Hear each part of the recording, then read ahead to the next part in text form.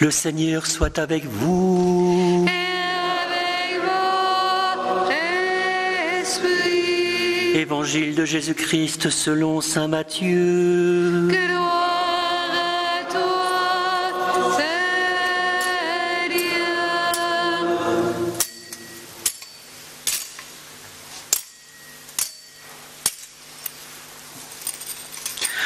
En ce temps-là, Jésus prit la parole.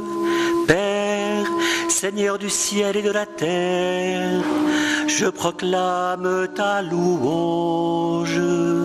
Ce que tu as caché aux sages et aux savants, tu l'as révélé aux tout petits. Oui, Père, tu l'as voulu ainsi dans ta bonté. Tout m'a été confié par mon Père. Personne ne connaît le Fils sinon le Père, et personne ne connaît le Père sinon le Fils, et celui à qui le Fils veut le révéler.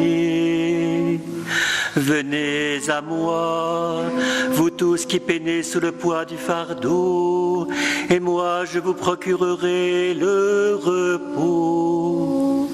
Prenez sur vous mon joug, devenez mes disciples, car je suis doux et humble de cœur et vous trouverez le repos. Oui, mon joug est facile à porter et mon fardeau léger. Acclamons la parole de Dieu. Alléluia, Alléluia, Alléluia. Alléluia, Alléluia, Alléluia.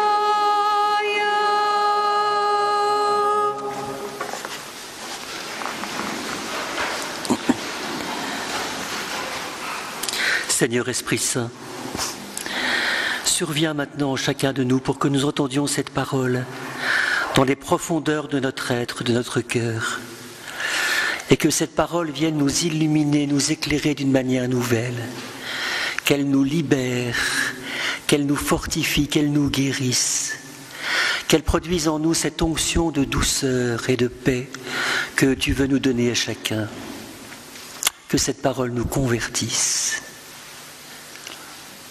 Amen. Bien, Esprit Saint. Oui, frères et sœurs, la solennité du cœur de Jésus, c'est une grande fête. Saint Paul disait, je ne veux plus rien savoir que Jésus et Jésus crucifié. Et nous pourrions dire à sa suite, je ne veux plus rien savoir que le cœur de Jésus et le cœur sacré de Jésus. Parce que le cœur de Jésus contient toutes les vertus qui sont celles mêmes de Dieu. Vous savez, on dit dans le judaïsme et dans la lecture biblique que le cœur, c'est l'identité, c'est l'être même. Donc quand on parle du cœur de Jésus, il ne s'agit pas du cœur affectif, il ne s'agit pas d'une dévotion sentimentalo-mystico-gélatineuse, mais bien de toucher Dieu en ce qu'il est de plus profond, en ce qu'il est de plus intense, de plus dense. Nous mettre à l'abri du cœur de Jésus, c'est plonger dans le mystère de l'être même de Dieu, le tout autre, qui n'est, comme le disait Thérèse, qu'amour et miséricorde. Je ne veux rien savoir de Dieu que son amour et son amour infini. Nous pourrions aussi paraphraser saint Paul de cette manière-là.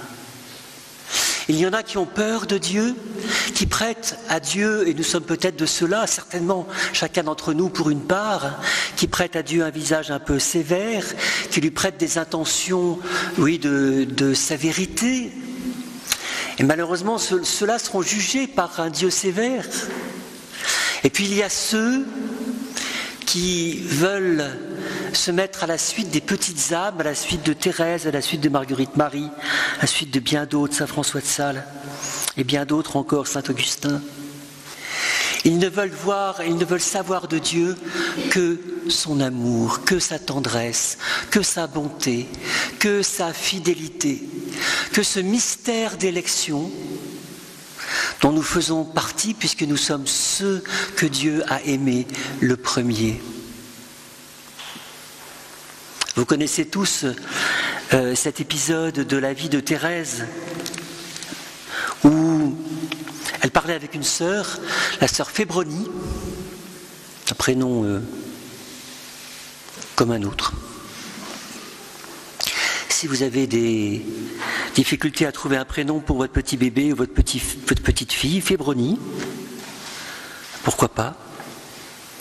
Thérèse lui parlait du ciel, du salut, de la grandeur de l'amour de Dieu, de la grâce qui peut tout. Et Fébronie répondait en disant « Oui, mais il y a aussi la justice de Dieu ». Et Thérèse lui dit « Ma sœur », parce qu'elle parlait, Thérèse disait qu'elle irait directement au ciel. Il n'était pas question de faire escale au purgatoire pour Thérèse. Et Fébronie disait « Mais il y a la justice de Dieu ». Et Thérèse lui répond « Ma sœur, vous voulez la justice de Dieu, vous aurez la justice de Dieu. Moi, je veux de la miséricorde, j'aurai la miséricorde. » Et puis Fébronie meurt. Et puis, au cours d'un songe, je crois, elle apparaît à Thérèse, tout environnée des flammes du purgatoire. Et elle a dit à Thérèse, vous aviez raison.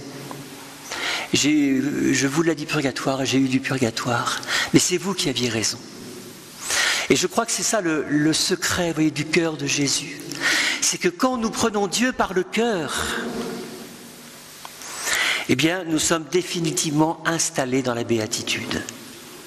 Prendre Dieu par le cœur, c'était l'art de Thérèse. Aujourd'hui, on fête le Sacré-Cœur qui est plus lié à Marguerite Marie. Et comme le disait le Père Timothée à l'introduction de la messe, la révélation du cœur de Jésus à Marguerite Marie est une révélation douloureuse. Voici ce cœur qui a tant aimé les hommes et qui n'en a reçu que des ingratitudes. Et donc nous sommes invités à consoler le cœur de Jésus qui n'a reçu que des ingratitudes. Mais c'est Thérèse qui nous apprend comment consoler le cœur de Jésus. À la suite de cette parole, ce que tu as révélé aux sages et aux savants, ce que tu as caché, aux sages et aux savants, tu l'as révélé aux tout petits. Consoler le cœur de Jésus, réparer les outrages qui ont été faits au cœur de Jésus, c'est accepter d'être tout petit devant le Seigneur. Et Thérèse disait, vous savez, les tout petits pêchent, mais un tout petit qui tombe ne peut jamais se faire beaucoup de mal. Elle disait aussi, les tout petits seront jugés avec une extrême douceur. Et être tout petit pour Thérèse, ça ne voulait pas dire être innocent, être pur comme un ange. Pranzini, à son heure, il a été aussi un tout petit. Le bon larron, à son heure, a été un tout petit sur la croix. Marie-Madeleine, la grande pécheresse, la prostituée de luxe, a su être à son heure une toute petite, qui a pris Dieu par le cœur, qui a pris Jésus par le cœur. Et c'est la manière qui nous est donnée à nous, êtres humains, à nous chrétiens, pauvres pécheurs, c'est notre manière à nous de consoler le cœur de Jésus que d'accepter de devenir des tout petits. Alors comment devenir un tout petit ? Ça n'est pas en se rétrécissant, comme dans le film « Maman, j'ai rétréci les gosses ». Ça n'est pas en se rétrécissant, c'est en acceptant le scalpel de Dieu, en acceptant ce que sa main nous donne, ce que sa main permet dans nos vies pour que nous devenions des tout petits. Et ça peut faire mal. Voilà pourquoi souvent nous pensons que Dieu est sévère, mais en fait c'est son amour qui agit. Dieu veut le meilleur pour chacun d'entre nous et Dieu permet nos vies, ce qu'elles soient, pour qu'il nous arrive le meilleur et que nous devenions des tout petits, ceux à qui le royaume est révélé, ceux à qui le royaume est confié, ceux à qui les secrets du cœur de Jésus sont confiés. Quand on est tout petit, on trouve sa place dans le cœur de Jésus. On trouve sa place et on peut même trouver ses aises dans le cœur de Jésus. On est pécheurs, certes. On est peut-être de grands pécheurs. Mais il y a toujours pour nous la grâce de la miséricorde, la grâce du pardon, la grâce de la consolation. Le pape François, on s'y perd avec tous ces papes qui sont canonisés, plus 2 papes encore vivants sur la terre. Le pape François disait La miséricorde, ça n'est pas simplement être pardonné de nos péchés. La miséricorde, c'est la caresse de Dieu. Le cœur de Jésus, c'est la caresse de Dieu. C'est la caresse du Père. Vous savez, hein, vous pouvez imaginer un père qui voit son petit arriver et qui lui caresse la tête. C'est un geste de bénédiction, c'est un geste de tendresse, c'est un geste, comment dire, on se sent meilleur quand on a été caressé par la main du Père. On se sent valorisé, on se sent pardonné, on se sent absous. Mais plus que ça, on se sent objet de la tendresse unique de Dieu ou du Père. Je crois que pour cette fête du cœur de Jésus, demandons la grâce des tout petits. Demandons la grâce d'être rendus petits par l'Esprit Saint. Et que face aux épreuves de la vie, nous avons le choix de nous grandir par orgueil, vous voyez, ou au contraire de lâcher prise. De lâcher prise et de dire, Seigneur, si c'est ta pédagogie d'amour, vas-y, ne te prive pas avec moi, car je veux devenir un de ces tout petits. Et alors, frères et sœurs, nous serons plongés dans un bain d'amour, parce que le cœur de Jésus, c'est un bain d'amour, un bain de bonté. Il y a quelques jours, j'étais à Abu Dhabi. Vous savez, c'est un territoire arabe, un pays arabe. Ça fait partie des... Comment on appelle ça ? Des Émirats, voilà. C'est un émirat arabe. Et nous avions une escale d'une 20aine d'heures. Et plutôt que de croupir à l'aéroport, on a pensé que c'était mieux d'aller faire un tour en ville et un tour à la plage. Donc nous avons été à la plage et il y avait cette eau bleue des mers du Sud. Vous savez, dans les années 68-70, on avait une encre qu'on mettait dans les stylos qui était bleue des mers du Sud. C'est un petit côté exotique comme ça. Et on est rentré dans l'eau et cette eau elle était à 33 degrés. C'est-à-dire qu'on n'était pas saisi, vous voyez, par le froid, mais on rentrait là-dedans comme dans une baignoire et on pouvait se répandre dans l'eau et on était bien. Voilà, et bien ce que notre corps a vécu sur la plage d'Abu Dhabi, notre âme doit le vivre avec le cœur de Jésus. Nous plonger dans le cœur de Jésus comme dans une eau vive, une eau qui désaltère, une eau qui lave, une eau qui renouvelle, une eau qui guérit. Les pères de l'Église comparaient souvent le cœur de Jésus à un hôpital pour les malades. Quand nous nous sentons indignes, nous avons des droits sur le cœur de Jésus. Quand nous nous sentons pécheurs, nous avons des droits sur le cœur de Jésus. Nous avons ce petit papier qu'il faut montrer à l'entrée et qui nous donne un droit sur le cœur de Jésus. Autrefois, quand on allait se confesser, on marquait une fiche de confession, il fallait même cocher parfois les péchés qu'on avait commis. Quand on était petit, c'était comme ça. Eh bien, ce papier-là, la liste de nos péchés, c'est le ticket d'entrée pour le cœur de Jésus. Nous avons d'autant plus droit au cœur de Jésus que nous sommes malades. Nous avons d'autant plus droit au médecin que nous sommes malades. Et plus nous sommes malades, plus nous avons des droits sur le médecin. Ça, c'est le mystère de la miséricorde. C'est scandaleux, c'est injuste. Qui a dit que Dieu était juste ? C'est injuste, mais c'est la justice même de Dieu. Ce qui permettait à Thérèse de dire « Moi, je n'oppose pas la justice à la miséricorde, au contraire.